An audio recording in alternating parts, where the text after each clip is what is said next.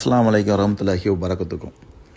இப்போ நடந்துகிட்ருக்க அந்த பாலஸ்தீன் பிரச்சனை, அதில் பார்த்தீங்கன்னா இந்த ஜெருசலம் இருக்குது பாருங்கள். ஜெருசலம் கேபிட்டல் ஆஃப் இஸ்ரேல் அப்படின்னு வருது கூகுளில் போட்டால். ஆனால் அது பாலஸ்தீனோட கேபிட்டல் அது ஜெருசலம். ஆனால் கூகுளில் வந்து இஸ்ரேலோட கேபிட்டல்னு போட்டு வச்சுருக்காங்க. இதை பார்க்கும் போது நிறைய பேர் வந்து தப்பாக விளங்கிக்கிறாங்க. என்ன விளங்கிக்கிறாங்கன்னா, அது இஸ்ரேலோடது, பாலஸ்தீன் வந்து தான் ஃபைட் பண்ணி அதை ஆக்குபை பண்ணுறதுக்கு ட்ரை பண்ணுறாங்க அப்படின்னு தான் விளங்குறாங்க.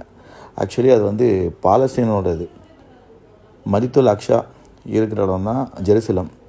இது பாலஸ்தீனோடது. இதை நம்ம மாற்றுறதுக்கு ஒரு சிறு முயற்சி இன்ஷா அல்லாஹ். இந்த கூகுளில் போய் நீங்கள் இப்படி சர்ச் பண்ணோன்னே கேபிட்டல் ஆஃப் இஸ்ரேல்னு வருது பாருங்கள்.